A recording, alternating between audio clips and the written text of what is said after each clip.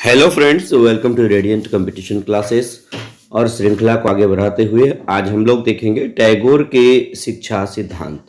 और जैसा कि आपको पता है कि प्रतिदिन आपको एक वीडियो अभी मिल रहा है पर्व के कारण, और प्रतिदिन अभी एक कलेक्ट कीजिए, फिर 2 से 3 दिन के बाद आप लोगों को 2 वीडियो प्रतिदिन मिलेगा। साथ ही साथ जो ज्योग्राफी ऑप्शनल वाले हैं उनके लिए मैं स्पेशल नोट्स प्रोवाइड करने वाला हूं इसी चैनल पर।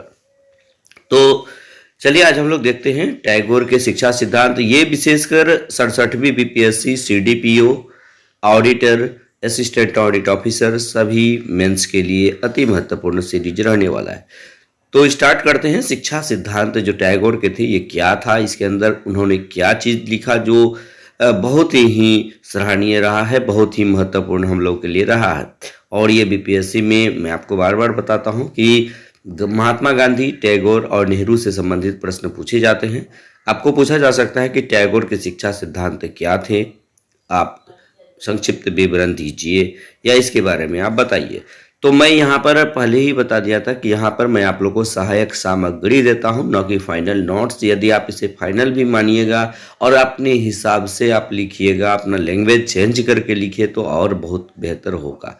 तो चलिए स्टार्ट करते हैं। आधुनिक भारत के शिक्षा शास्त्रियों के मध्य टैगोर का नाम अपनी एक पृथक व विशिष्ट पहचान बनाए हुए है। ब्रिटिश शिक्षा पद्धति के अंतर्गत अवास्तविक, विदेशी, धन लोलुप शिक्षा के खिलाफ विद्रोह करते हुए टैगोर ने उच्च आदर्शों से युक्त अपनी शिक्षा पद्धति को विकल्प के रूप में प्रस्तुत किया। टैगोर ने अपनी शिक्षा संबंधी विचारों को शांति निकेतन में विद्यालय की स्थापना कर व्यवहारिक रूप में प्रयोग करके दिखाया। अब जैसे देखिएगा, आपको पता होगा कि शांति निकेतन की स्थापना रविन्द्रनाथ टैगोर के द्वारा किया गया था। तो और जो है वो क्या किए थे, वो व्यवहारिक रूप से प्रयोग करके दिखाया कि जो उनका शिक्षा सिद्धांत था वो किस प्रकार था। तो जिसका परिणाम रहा कि 1901 में शांति निकेतन विद्यालय के समतुल्य प्रगतिशील स्कूल केवल भारत में ही नहीं विश्व में भी बहुत कम थे। उन्होंने जिस प्रकार की शिक्षा की वकालत की उसका उद्देश्य समाज के प्रत्येक क्षेत्र में मानव के आध्यात्मिक, नैतिक एवं सांस्कृतिक विकास के साथ साथ सामाजिक एवं आर्थिक विकास को भी गति देना था। आप ये समझ रहे हैं कि किस प्रकार उसका शिक्षा का उद्देश्य था।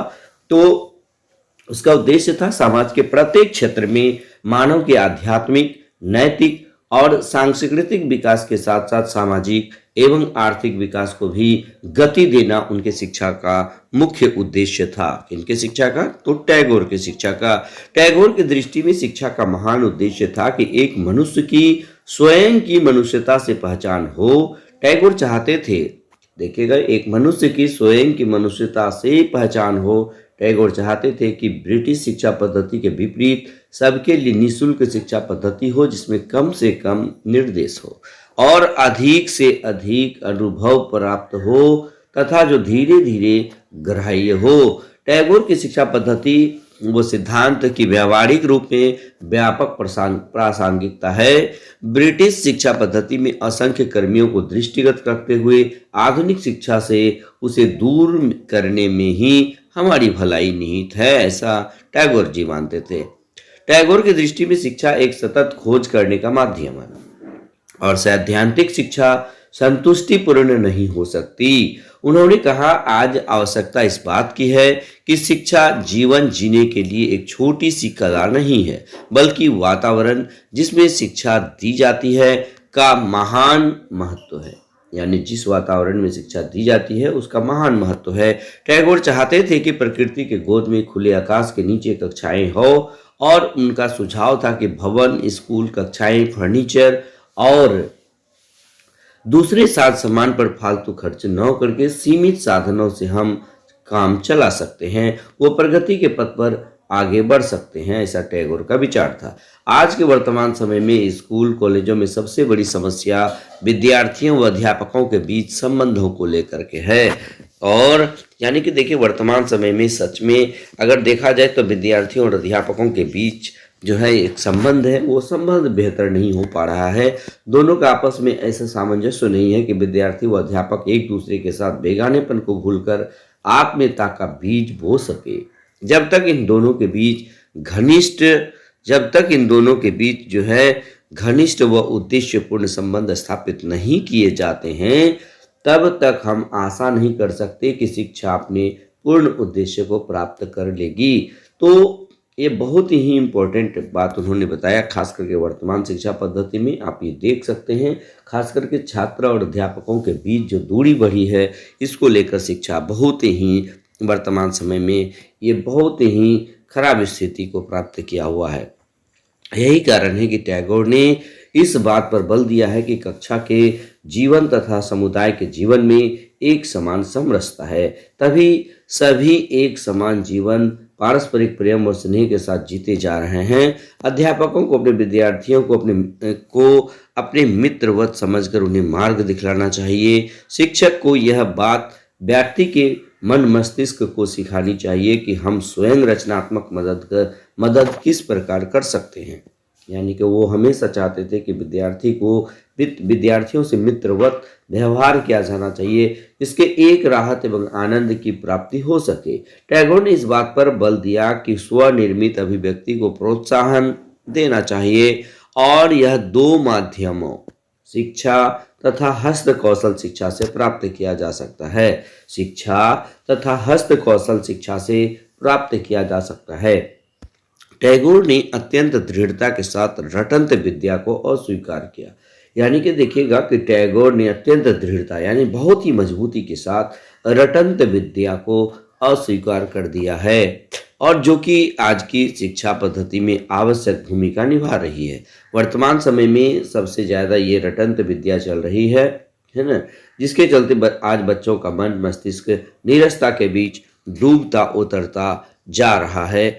यानी कि देखिएगा रविंद्रनाथ टैगोर के यदि विचार को आप देखिएगा तो इसमें दो तीन चीज़ें साफ नज़र आती है कि बहुत ज़्यादा जो है एक्सपेंसिव नहीं हो ये शिक्षा व्यवस्था, साथ ही साथ छात्रों और अध्यापकों के बीच जो संबंध है वर्तमान समय का, वो टैगोर के बिल्कुल शिक्षा के बिल्कुल विपरीत है। साथ ही साथ जो एक्सपेंसिबल भी है, वर्तमान से बहुत ज़्यादा एक्सपेंसिव है, ये चीज़ टैगोर बिल्कुल भी नहीं चाहते थे। यानी कि टैगोर की शिक्षा व्यवस्था जो है वर्तमान समय की शिक्षा व्यवस्था से बिल्कुल अलग। वो हमेशा ये चाहते थे कि छात्र को हमेशा अध्यापक मित्रवत व्यवहार करे उससे, ताकि क्या हो कि उन्हें अपनी चीज़ें उससे समझने में सहूलियत हो। यदि किसी भी प्रकार का डर उसके अंदर आ जाएगा तो फिर वो कभी भी क्रॉस क्वेश्चन नहीं कर पाएगा।